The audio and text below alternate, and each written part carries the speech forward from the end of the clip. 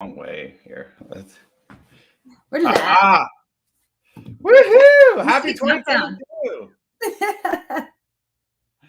Hello. Welcome back to the VBO live and unfiltered. As a reminder, this is not scripted. Now we have a few bullet points. Otherwise, between Heather and myself, I think we could talk about anything for forever. Pretty much. Yep. So we at least have to have a few bullet points, right, in the theme. Yes. But we're very excited to be back here talking to you again today on these short VBO live experiences. And this month, actually, Heather, what are we going to be talking about? Not just this month, but this quarter. Yes. We're excited this quarter to talk about really the benefit experience and how it relates to restaurants, which is definitely something that's near and dear to my heart. I personally served tables in restaurants for over a decade and have worked in the insurance industry for over a decade. So both spent a lot of my life in both of those places. So I can see a lot of similarities and parallels, which is, I think, a lot of what we're going to talk about. It's always fun to relate what we do to other industries or other experiences, just to kind of give different perspective than we normally have. So that's really what we're looking to do. A decade? Is that what you said? A decade? A decade, yes. Heather, you're not even old enough to work a decade in the restaurant. There was some overlapping between the two, right? Sure. Yeah, I had to. I worked in the restaurants while I was getting my Aflac business up and running, being 100% commission only at that time. I kind of needed both. Yeah, I remember those days. You were up, man. We'd go out and work, and then you would go and you'd work till you go to your real job. We called it, right? Right. Yeah. At night. That was hard to say, prof. And yeah, you were working sometimes till 2 a.m, or maybe San Diego's more like 1 a.m, and then you got to go unwind and hang out with your industry friends, right? Anyways, right. Yeah. Mostly. So I didn't work in the restaurant myself. Well, I guess kind of I did. I worked on a cruise ship, but I worked back of the house, we call that. So behind the scenes. I did pots and pans. You were front of the house, right? Right. And so I got to see all the chaos behind the scenes. I worked with the cooks. We worked with when the dishwashers would go down, when we didn't get our food orders in. I got to see all of that. Mm-hmm. Absolute chaos sometimes. But then yet the front of the house, which is where you were, you had to make it look and feel like the experience that the employees deserve, right? Right. And anyways, all right. So this quarter we're going to talk, and today we're going to talk a little bit more about the dining experience itself. I think it's a great place to start. Next week we're going to talk about the meal and what that looks like, and you could probably guess what goes into that. And then the final of this quarter, we're going to talk about the ambiance, the intentional design of the restaurant, everything from maybe what do the napkins look like to the music and everything else. And we'll dive into that more. But let's go back to the experience of the, what do you call it? A patron, right? Sitting down. Yes. Yep. A patron sitting down in the restaurant, like the restaurant behind us here in our scene. And how much different is it? Actually, let's go into, tell us about the different type of restaurants you worked at, Heather. We were just talking about how I have a different flavor of different restaurants. I spent 6 years in the restaurant industry, actually working at a diner, a 50s diner. So I wore the changer, where I'd make change at the table. We had little jukeboxes at the table. And I actually served a lot of breakfast. I did that in college too, where I would go to school and then I'd work and then I'd go out at night. So I did a lot of the breakfast shift from 7 to 3. Which was what I like to call kind of the turn and burn, right? Where people eat breakfast quick, you're filling coffees. There's a lot of hustle bustle, tables are moving in and out. It was fun. I got to multitask, juggle different things. And to your point, kind of see some of the madness in the front, in the back, but then in the front, since it was a lot of fun and high energy, a lot of that kind of translated to the front.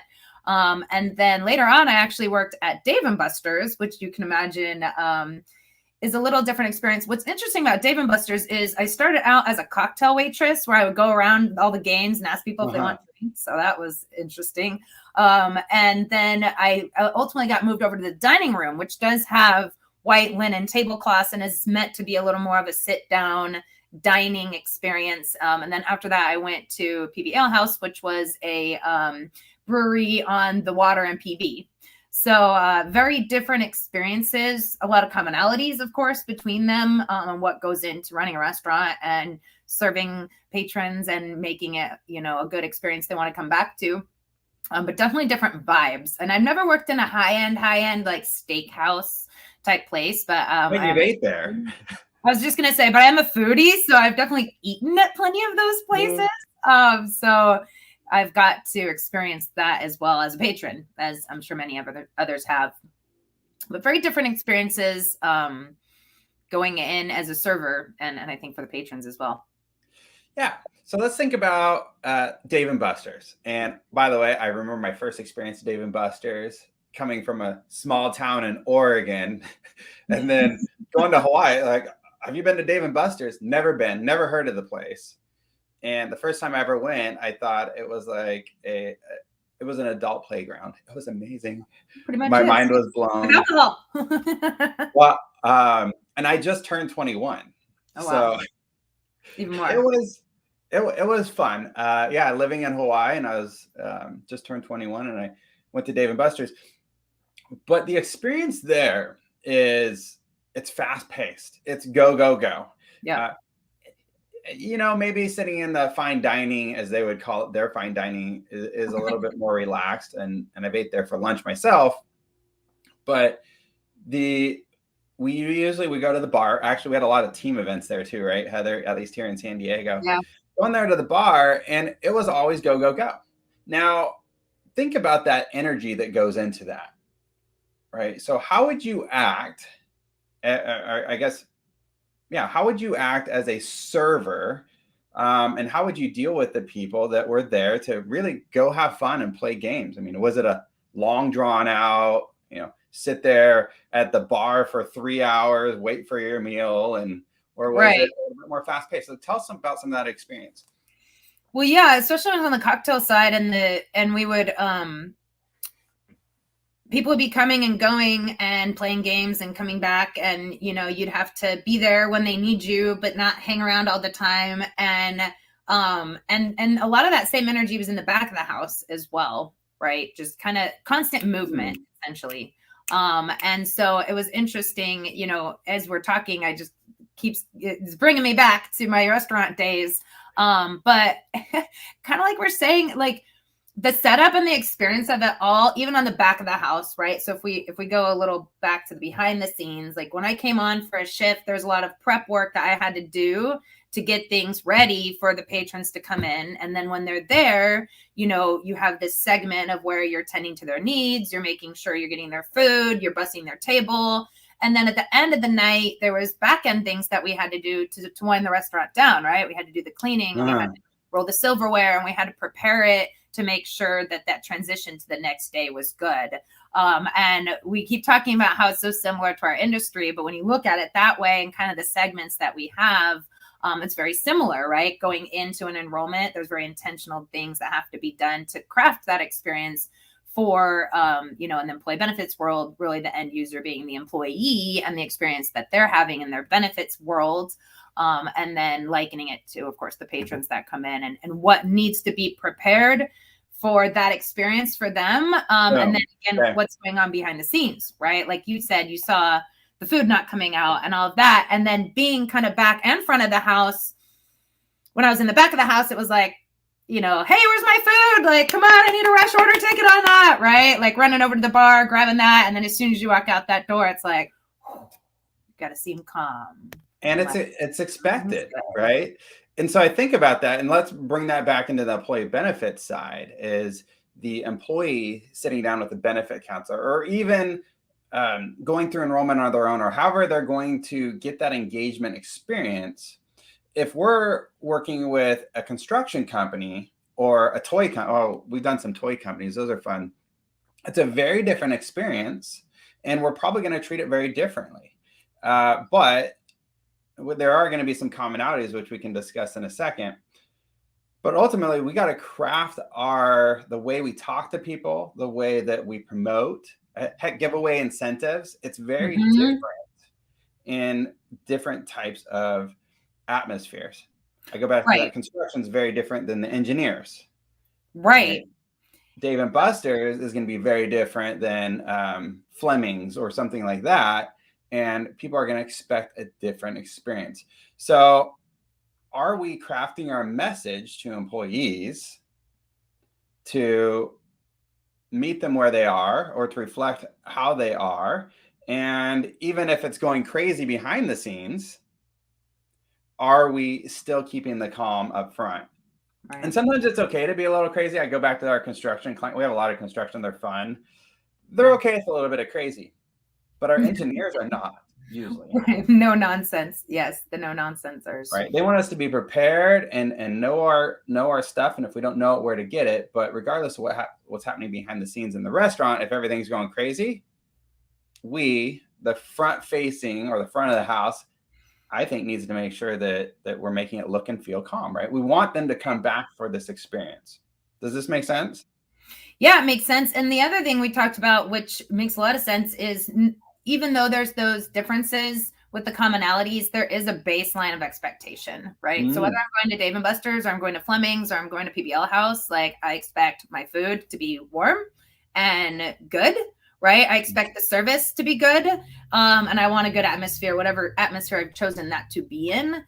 So you still have those baseline needs, no matter what type of restaurant or what type of benefit we're offering, right? And so there's that underlying component as well that needs to be there. Okay, that makes sense. Thanks. What time is it? All right, 9:27. We got a few minutes left. I know, man, this time flies by. But think about this. Going back to this, the front of the house is what we say is that forward facing, and that's everybody from the servers, right? Or who else would be involved in the front of the house? I should ask you, the expert here. Yeah, right. Well, there's actually quite a few people in the front of the house, right? You have the first person you see when you come in that greets you, which is generally a hostess. They're seating you, letting you know your server will be by. So you have the server. You also have the bus staff that's bussing tables, making sure that the things are getting taken away. You generally have a manager walking around a lot of times in the front of the house, making sure to greet the staff, greet the patrons and make sure everything's going well. So there's quite a few people in the front of the house, actually. Okay. And for us in the benefits world, right, it's a lot of times it's going to be your account manager, account exec, maybe the producer, the HR. We're all in the benefit councils. We're all creating this unified front for the individualized experience, and to help give them the guidance that they need or want, right? Exactly. And not to tangent, but pertinent. And I think kind of pulling it together, we talk about these experiences per restaurant, but patrons that come to the restaurant, even if it's the same one, have different needs and ways that they like to interact as well. Right? So you look at something, what is that place called? Stacked, where you could go in and you kind of have a server helping you, but you have an iPad, right? And you're like, oh, cool. I'm going to order and do all that. But some people say, like, I don't want to order my own stuff, right? I want the server to come over and tell me what the special is and tell me what the recommendation is and tell me that most people don't like those nachos that much that you're about to order. So maybe you should order this and guide me through the experience because they're the experts that work there. I personally like that. I'm a people person. I like to get feedback from others. So I'm not a huge fan of just the like go up and order. I know it can be efficient, but if you think about it, places cater to both. The good ones cater to both. You go to Panera. You can go in, you can go to the screen and order and not even have to talk to someone if you don't want to, or you can go up to the front and interface with someone and order with someone. And a lot of them are creating those hybrid experiences, which is really, I think, speaks to at least our model and those in more of that VBO model, that you're allowing different ways to communicate with the employees, and those that want that more personalized experience can meet with the benefit counselor and have that engagement. And then we make it easy for others to get self-service where they still get that education through other modalities that they might want on their own.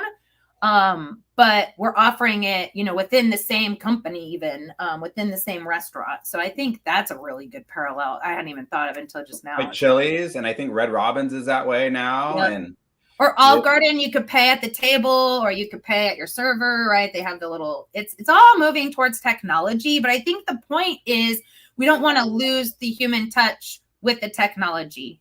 Yep. And I know that's something that's huge, both in the restaurant industry and that you can like into our industry. Especially if you expect it, right? And you're going somewhere new and you want a little guidance. When you walk into a restaurant or you sit down, I love when we go like Brigantine. It's great, great local restaurant here. But they'll tell you what's great and what's okay.